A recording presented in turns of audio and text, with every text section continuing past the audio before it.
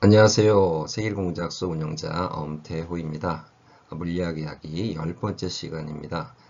오늘은 수치 미분이라는 거 하고요. 그 다음에 속도 계산하는 거에 대해서 좀 이야기를 좀 해보도록 하겠습니다. 사실 미분을 먼저 할까 좀 생각을 해봤었는데 그것보다는 지금 현재 우리가 엑셀로 데이터를 분석하고 하기 때문에 한번 수치적으로 어떻게 미분을 계산하는지 그 과정을 먼저 좀 설명을 하는 게 좋을 것 같고요. 기본적인 과정은 앞에서 한번 했습니다. 그것은 이제 우리가 전진 차분법이라는 것을 사용해서 속도를 계산을 했었는데요. 그거 말고 좀 더 오차를 좀 줄일 수 있는 미분법에 대해서 알아보도록 하겠습니다.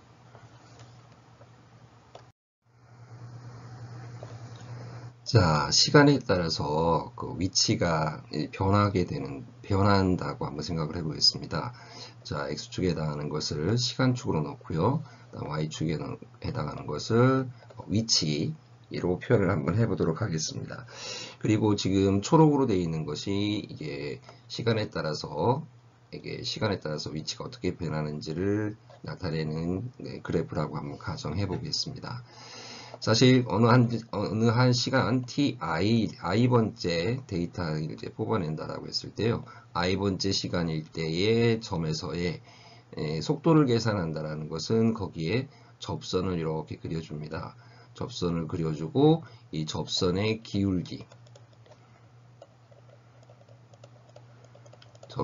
기울기를 계산해 주는 것이 이게 바로 그 순간의 순간 속도다라는 이야기를 앞에서 했었습니다.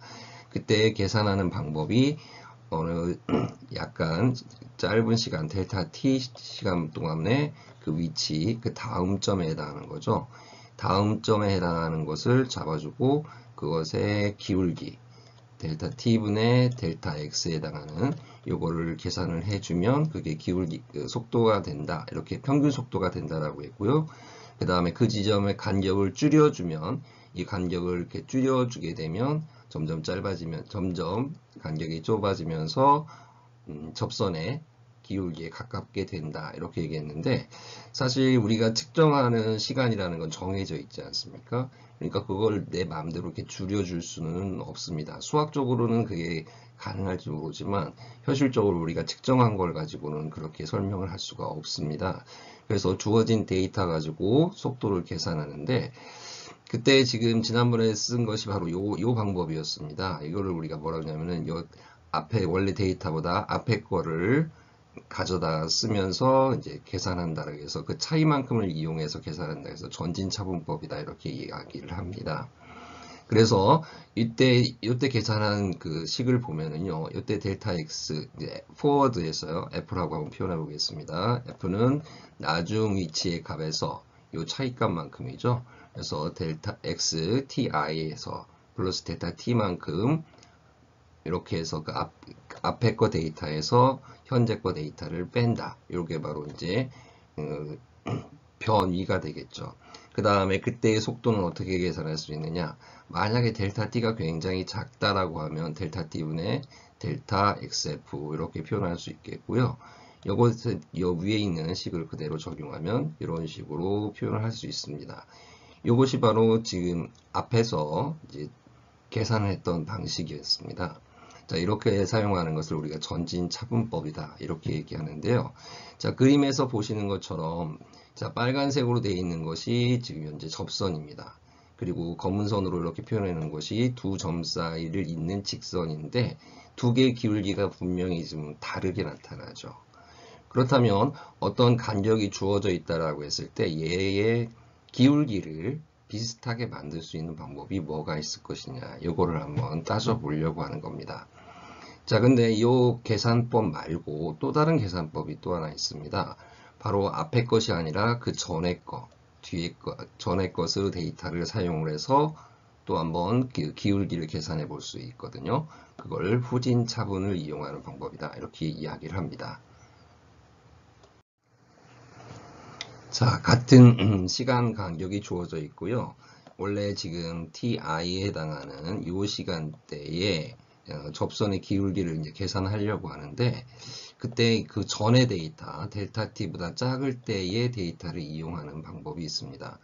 자, 그럼 이것의 기울기를 앞에 점하고 현재 점을 잇는 직선, 이것이 바로 그 두 점을 검은색으로 표현된 것이 현재 그 데이터상에서 봤을 때의 직선이 되겠는데요. 그 마찬가지로 여기서 시간 간격은 델타 t일 거고요. 델타 t이고 그 다음에 여기에서 여기까지의 변이, 그러니까 앞에 데이터 이전의 데이터하고 비교했을 때의 변이 값이 해당하는 것이 바로 이제 델타 xp가 됩니다. 그래서 이 델타 xp는 현재 데이터에서 그 다음에 이전 데이터의 차이만큼, 그것이 바로 변이가 되는데, 이것을 이용해서도 역시 마찬가지로 속도를 계산할 수가 있겠죠. 그래서 그 계산하는 식이 보면 이런 식으로 계산할 수가 있습니다. 자, 이렇게 계산을 해 놓고 나서 보면 역시 마찬가지로 전진차분에 의해서 생긴 직선하고 그 다음에 원래 접선의 기울기하고 차이가 나듯이 마찬가지로 앞에 데이터하고 현재 후진 차분을 이용하는 데이터하고도 역시 마찬가지로 기울기가 약간은 차이가 납니다. 물론 이제 델타 t를 작게 만들어 준다면 뭐 거의 근사적으로 맞겠죠. 그렇지만 현재 주어져 있는 그 간격만 가지고 어떻게 하면 맞출 수 있겠느냐, 그 방법을 찾으려고 하는 겁니다. 사실 그 방법은 뭐냐면요, 전진한 거하고 전진의 앞에 거 데이터를 사용하는 거하고 뒤에 거 데이터를 사용하는 것의 평균값을 구하는 겁니다. 자, 그 방법을 이제 중앙차분법이라고 하는데요. 한번 알아보도록 하겠습니다.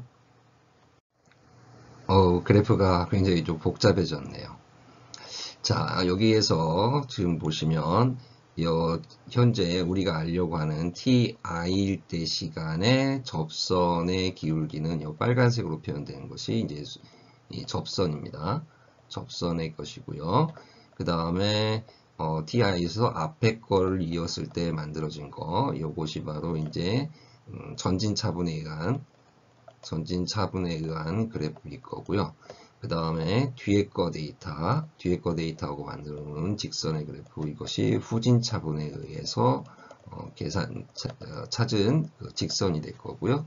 그 두 개의 기울기가 분명 그 접선에 의한 거하고 좀 다르게 나타나죠. 그렇다면 요거 비슷하게 더 오차를 좀 줄일 수 있는 방법이 뭐가 있을까라고 했을 때 바로 이 방법을 사용하면 두 개의 평균을 계산하는 겁니다. 평균을 계산해서 그때의 평균값으로 계산하는데, 평균값을 계산해 보면 앞에서 그 공식 두 개를 더하고 그 다음에 반절로 나누잖아요. 그럼 결과는 어떤 식으로 나오냐면은 여기서부터 여기까지 이 시간 간격이 있죠. 이거는 델타 t의 2배만큼이 될 겁니다. 그 다음에 나중 위치에서부터의 나중 거 앞에 거 데이터하고 그 다음에 현재보다 그 전 거 데이터 사이의 차이값, 그것이 바로 이제 변이가 되는데, 이 델타 t 동안에 요만큼의 변이가 생겼다, 이렇게 생각을 하는 거죠. 그러면 현재 걸 측정하기 위해서 앞에 거의 그 변이 값을 계산해내는데, 이것도 역시 기울기를 계산할 수가 있겠죠. 밑변분의 높이, 밑변분의 높이를 계산해낼 수가 있는데, 그게 바로 속도의 개념이니까요. 자, 그래서 이 그래프를 그려보면 주황색으로 표현된 것이 바로 중앙차분에 의해서, 이걸 이제 중앙차분이라고 얘기합니다. 그 찾고자 하는 데이터를 가운데다 놓고, 그 다음에 그 전과 그 후의 거를 이용해서 이제 계산하는 방법인데, 자, 이 그래프를 좀 그려놓고 보면 분명히 일치하지는 않습니다. 자, 이제 접선에 빨간색으로 표현된 거하고 주황색으로 표현된 그래프를 이렇게 보시면 기울기가 어떻게 됐나요? 거의 같아져 버렸죠. 실제로 그 앞에서 전진차분이나 후진차분에 의해서 생기는 그 오차의 경우에는 그 오더가, 그러니까 그 시간 차이만큼, 보통 h라고 표현하는데, 오차가 h에 비례하는 그런 오차가 발생하는데요. 이 중앙차분을 이용하면은 실제로 그 오차가 그 간격 h의 제곱에 비례한다고 합니다. 즉 간격을 짧게 하면은 그러니까 우리가 쓰는 것이 30분의 1초를 썼는데 대략 그 오차의 범위가 전진이나 후진의 경우에 30분의 1초에 해당하는 그 정도의 오차가 발생하는데 중앙차분을 사용하게 되면 h제곱에 비례하는 정도의 오차거든요. 그러니까 30분의 1초 곱하기 30분의 1초니까 900분의 1초 정도로 더 오차가 확 줄어든다는 얘기가 됩니다. 그리고 이렇게 비슷하게 나오고 이 접선의 여기 ty일 때 여기에서 접선의 기울기와 비슷하게 만들어낼 수 있다 이겁니다.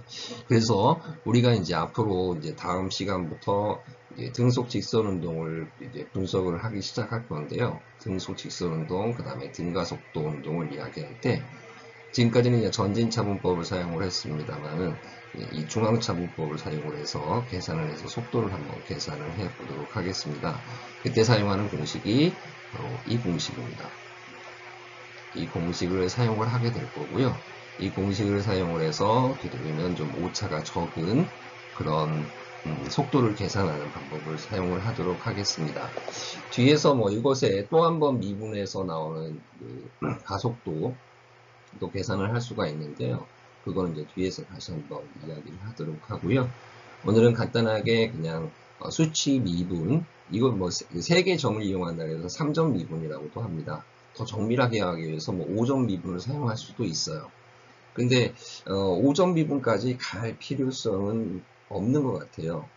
뭐 그 현재 그 시간에서의 그 변화가 어떻게 일어나는가 그것이 중요하기 때문에 대략 한 3점 미분 정도로만 계산을 해도 충분하지 않을까라는 생각이 듭니다. 자, 공식 이거는 이제 다음 시간부터 이제 계산할 때 엑셀에서 이제 계산할 때 한번 계속 사용하도록 하겠고요. 자, 오늘은 여기까지 하도록 하겠습니다. 물리학을 배우는데 뭐 이런 공식까지 써가면서 해야 되느냐 이렇게 생각할지 모르겠지만 앞에서도 말씀드렸듯이 물리학이라고 하는 것이 자연현상을 이제 수학적으로 모델링하는 그런 과정이기 때문에요. 그리고 물리학을 한다면서 수학을 싫어하시면 안 됩니다. 어쨌든 조금 복잡해 보이긴 하지만 그 엑셀에서도 클릭 한 번씩 하다 보면 그 과정을 좀 이해하실 수 있으리라고 생각이 됩니다. 너무 어렵게 생각하지 마시고요.